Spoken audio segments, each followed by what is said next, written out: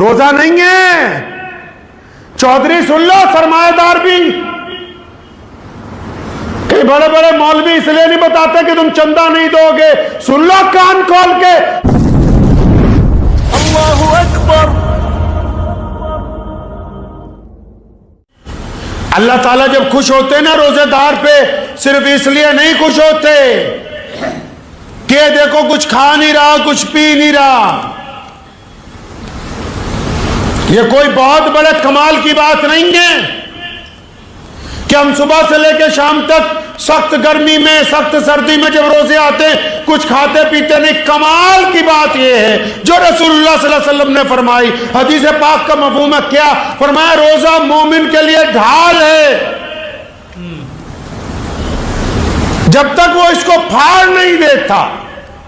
میدان جنگ میں تلوار کے ساتھ ڈھال ہوتی ہے نا، دشمن جب اس پر ضرب لگاتا ہے اگر وہ پھٹ جاتی ہے تو پھر سیدھا جسم زخمی ہوتا ہے. تو فرمایا روزہ تو مومن کے لیے ڈھال ہے. یا رسول اللہ کیسی ڈھال ہے؟ فرمایا جب تک وہ گناہوں کے ذریعے اس کو پھاڑ نہیں دیتا. آسی سوچا کہ پتہ نہیں بس رسید کٹا لی تھے، ہو گیا کام. روزہ رکھ کے نبی علیہ الصلوۃ والسلام کی روایتوں میں ملتا ہے ایک صحابی تھے نا، آخری وقت تھا، بیوی نے آ کے کہا یا رسول اللہ نزا کا عالم ہے، کلمہ جاری نہیں ہو رہا زبان پہ. پہنچے کیا بات ہے، کیوں کلمہ جاری نہیں ہوتا؟ پتہ لگا ماں ناراض ہے. اماں کو بلایا کہ کیوں ناراض ہے اپنے بچے سے. یہ بات نہیں تھی کھانا نہیں دیتا، کپڑے نہیں دیتا، احترام نہیں کرتا. نہیں بس یا رسول اللہ یہ جب میرے سے بات کرتا تھا نا تو ذرا اکڑ کے بات کرتا تھا، مجھے اس کا وہ لہجہ پسند نہیں تھا. تو نبی علیہ السلام نے فرمایا اچھا تو پھر کیا چاہتی ہے، تمہیں اس کو آگ لگا دوں؟ فرمایا نہیں یا رسول اللہ اتنی بھی ناراضگی نہیں کہ میں چاہوں کہ میرے اس بچے کو آگ لگا دی جائے. فرمایا اگر تو نے اس کو معاف نہ کیا تو اللہ تبارک و تعالیٰ اس کو آگ کی سزا دیں گے اگر تو نے اس کو معاف نہیں کیا.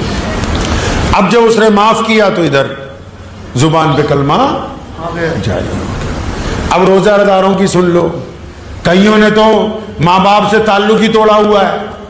کئی اپنے باپ کو چھوڑ کے دوسرے کو باپ کو ابو جی کہہ رہے ہیں، اپنی ماں کو چھوڑ کے تو اپنے یاروں کی ماں کو امی جی کہہ رہے ہیں. اور ٹھیک ہے احترام کی وجہ سے اپنے دوست کی ماں کو بھی ماں کا درجہ دیا جا سکتا ہے، لیکن جس ماں نے تمہیں پیدا کیا، جس نے جنا، جس نے اپنا خون پلا کے تمہیں بڑا کیا، جس نے اپنی جان سے زیادہ تمہیں عزیز رکھا، تم رمضان کے مہینے میں اپنے ماں باپ کے نافرمان ہو. میں کہا جتنے مرضی روزے رکھتے رہو، پیسے خرچ کرتے رہو، روزہ ہونے والا نہیں ہے. روزہ نہیں ہے. چودھری سن لو، سرمایہ دار بھی. کہ بڑے بڑے مولوی اس لیے نہیں بتاتے کہ تم چندہ نہیں دو گے. سن لو کان کھول کے، جن کے پاس کروڑوں روپیہ ہے تم اپنے ماں باپ کے پاس چاہتے نہیں سلام کرنے. جب تک پیر پڑ کے معافی نہیں مانگتے اپنے ماں باپ کی، جتنی مرضی مسجدیں بناؤ، جتنے مرضی مدرسے والوں کو پیسے دو، کسی شیخ الحدیث کو بلا کے اپنے گھر میں دعائیں کرتے رہو، جب تک تمہاری ماں تمہیں معاف نہیں کر دیتی، جب تک تمہارا باپ تم سے راضی نہیں ہو سکتا، تب تک روزہ نہیں ہے. جتنے مرضی تماش بینیاں کرتے رہو روزہ نہیں ہوگا. اللہ چاہتے ہیں کہ بندہ جب روزہ رکھے تو روزہ ہمیں کیوں رکھوایا؟ اب روزے کا مقصد سمجھ لیجئے. روزہ اس لیے رکھوایا، اس کو انقلابی عبادت اس لیے کہا گیا کہ جب ہم روزہ رکھتے ہیں نا جی تو ہمیں ایسا لگنے لگتا ہے کہ ہم باقی لوگوں سے الگ ہیں. الگ کیوں ہیں؟ تاکہ ہمیں لگتا ہے کہ ہم شام تک کچھ کھا پی نہیں سکتے، ہم شام تک کوئی کھانا نہیں کھا سکتے، ہم پانی نہیں پی سکتے، ہم کوئی پھل نہیں کھا سکتے. اچھا جب اس احساس کے ساتھ ہم گھر سے نکلتے ہیں تو بازار میں تو لاکھوں دنیا ہے، الگ الگ مذاہب کے لوگ ہیں. ہمیں اپنے اندر پتا ہوتا ہے کہ نہیں یار میرا تو روزہ ہے، میں پانی نہیں پیوں گا، میرا روزہ میں کھانا نہیں کھاؤں گا. یہ احساس دلوانے کے لیے ہمیں بھوکا رکھا کہ آپ کو یاد رہے کہ آپ کا روزہ ہے. پھر روزہ کیوں رکھوایا؟ روزہ اس لیے رکھوایا، یہ تو صرف احساس ہے کہ تمہیں یاد رہے کہ تمہارا روزہ ہے. روزہ اس لیے رکھوایا کہ جب روزہ رکھ کے تم نکلو، سامنے کسی کی بیٹی ہو، کسی کی بیوی ہو، کسی کی माँ हो और तुम उसकी तरफ गंदी निगाह से देखो और तुम्हारे दिल में बदबख्ती का ख्याल आए, उस औरत के मुतालिक बुरा इरादा तुम्हारे दिल में पैदा हो और फिर तुम्हें फौरन याद आ जाए मैं रोजेदार हूं, और तुम अपनी आंखों को झुका लो और इस्तग़फ़ार का कलमा तुम्हारी जुबान पर जारी हो जाए कि मैं रोजादार हूं, मैं किसी की बेटी की तरफ गंदी निगाह नहीं डाल सकता। ये इसलिए रोजा रखवाया है, ये रोजा इसलिए रखवाया कि जब आप निकलें और चार लोग बैठे किसी की चुगलियां कर रहे हो, किसी की बुराइयां कर रहे हो, आप जब उस मजलिस में पहुंचे तो फौरन ये कह के रोक दें कि मेरा रोजा है, मेरे सामने किसी की बुराई ना करो, और वो ना रुके तो आप उस मजलिस से उठ जाएं ताकि आपको याद हो कि मेरे कानों ने भी रोजा रखा हुआ है। अगर मैं रोजा रख के गाने सुनूंगा, अगर मैं रोजा रख के लोगों की गंदी बातें सुनूंगा, अगर रोजा रख के गंदी चीजें अपने कानों में डालूंगा तो मेरा रोजा टूट जाएगा। ये रोजा इसलिए रखवाया कि अल्लाह ताला ने ये जो जुबान आपको दी है जो कैंची की तरह चलती है, किसी ने कहा था ना, कहते यार जुबान में हड्डी नहीं होती, जो बंदे की जुबान है ना जी इसमें हड्डी नहीं होती, लेकिन ये हड्डियां तोड़वा देती है, हड्डी नहीं है इसमें। लेकिन ज्यादातर जो हड्डियां टूटती हैं वो जुबान की वजह से ही टूटती हैं। लोग दूसरों को ताने देते हैं, बुरी बातें कहते हैं, ताने कसते हैं, गालियां देते हैं, बदबख्ती की बातें करते हैं, किसी का दिल जलाते हैं, वो गुस्से में आके मारता है, तो इसमें तो हड्डी है नहीं, ये हड्डियां तोड़वाती है। अब रोजे में इसका भी रोजा अल्लाह ने रखवा दिया। हुक्म हुआ कि रोजेदार अगर बोलेगा तो अच्छा बोलेगा, नहीं तो चुप रहेगा, नहीं तो चुप रहे। शरीयत कहती है कि आप किसी की तारीफ नहीं कर सकते तो उसकी बुराई तो ना करो, कम से कम आप अपने भाई की तारीफ नहीं कर सकते, अपने दोस्त की तारीफ नहीं कर सकते, अपने पड़ोसी की तारीफ नहीं कर सकते। आपको पता है कि अच्छा काम कर रहा है, आपके अंदर हसद है, कीना है, बुग़्ज़ है, आप नहीं तारीफ कर सकते, मत करो, कम से कम उसकी बुराई करके अपनी जुबान को तो ना खराब करो।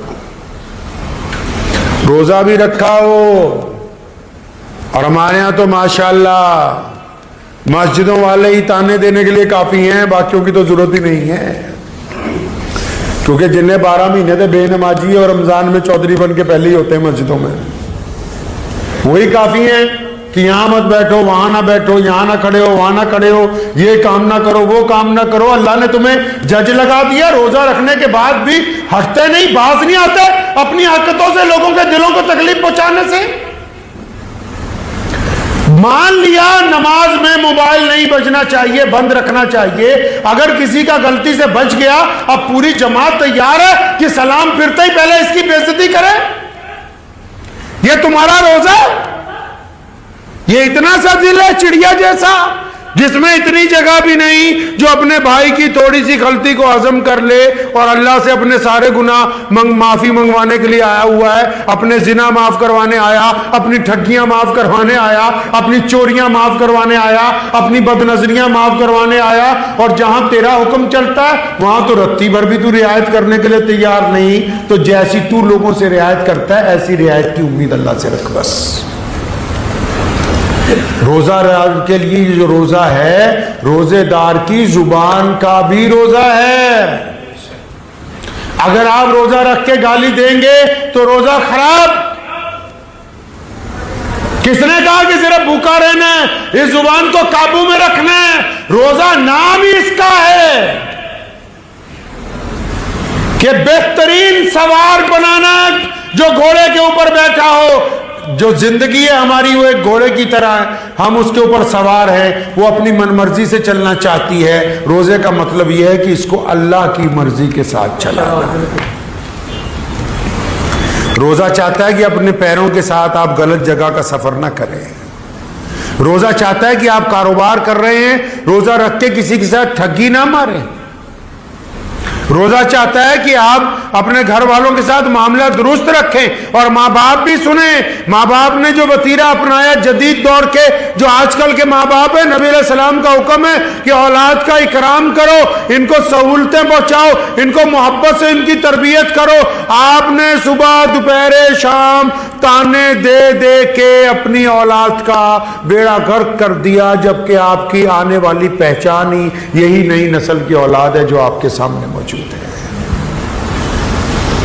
مسجدوں میں جب بچے چلے جاتے ہیں بہت سارے لوگوں کی نماز خراب ہو جاتی ہے, اور مسجد نبی علیہ السلام میں پیارے پیغمبر علیہ السلام نماز پڑھاتے ہیں. سیدنا حسن حسین چھوٹے چھوٹے ہیں, آ جاتے ہیں نمازیوں کو چیرتے ہوئے اور رسول اللہ کے کندھوں پر بیٹھ جاتے ہیں. ایک مرتبہ رسول اللہ کی گردن مبارک پر بیٹھ گئے, پیارے پیغمبر نے سجدہ لمبا کر دیا کہ اٹھوں گا تو حسین گر جائیں گے, ان کے چوٹ لگ جائے گی.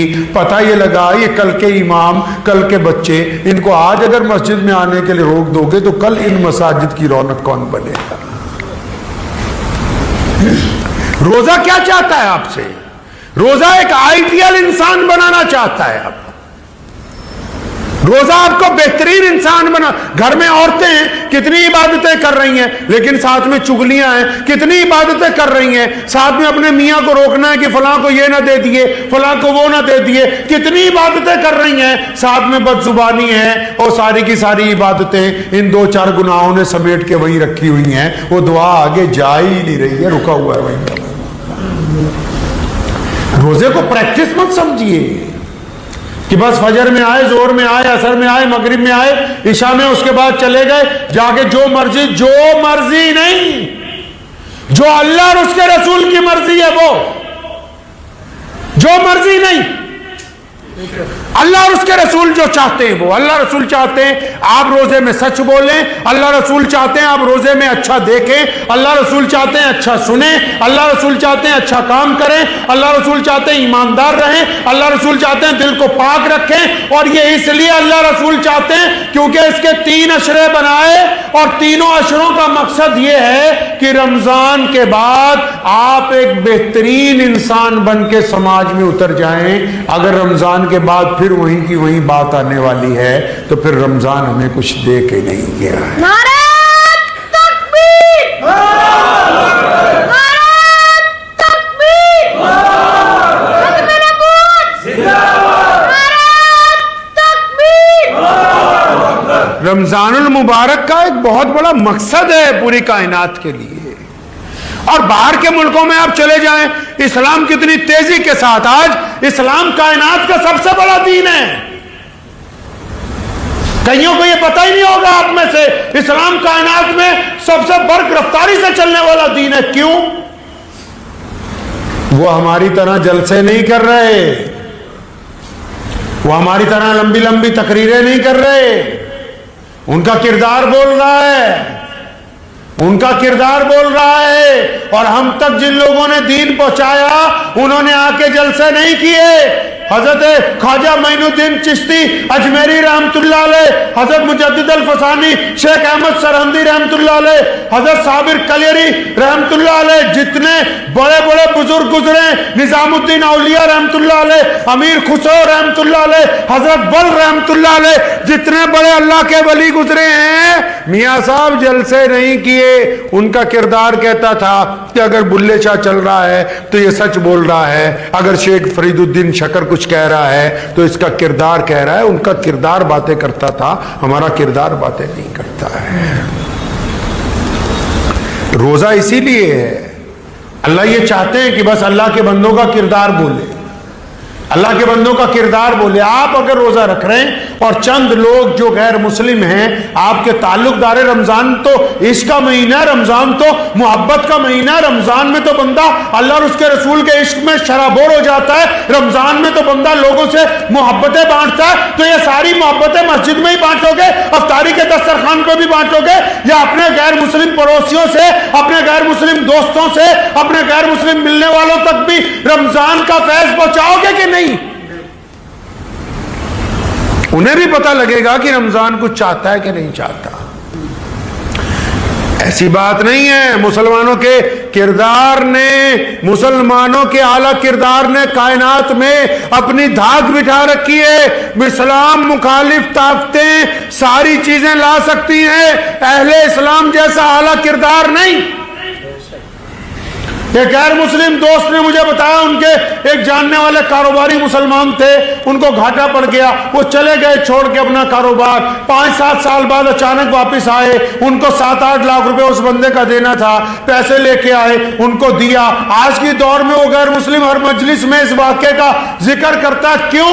कहने लगा, मैंने उनसे पूछा, तुम तो चले गए थे शहर छोड़ के, इतने साल बाद आए हो, ये मेरी रकम वापस करने आए हो, क्यों आए हो? कहने लगा, यार मेरे पास घाटा पड़ गया था, पैसे नहीं थे, अब अल्लाह ने दे दिए हैं, हज करने जाना है, तो सोचा पहले तमाम अदायगियां हो जाएं, तमाम गुनाहों से छुटकारा हो जाए तो मैं जाऊं। ये मुसलमानों का आला किरदार बोलता है। अगर आपके किरदार में ऐसी बातें हैं तो आप एक अच्छे रोजेदार हैं, अगर आपका किरदार नहीं बोलता तो आप अच्छे रोजेदार नहीं हैं। मुझे उम्मीद है कि आपको ये वीडियो पसंद आई होगी। अगर पसंद आई हो तो ये आप अपने दोस्तों के साथ शेयर करें और इस चैनल को सब्सक्राइब जरूर करें।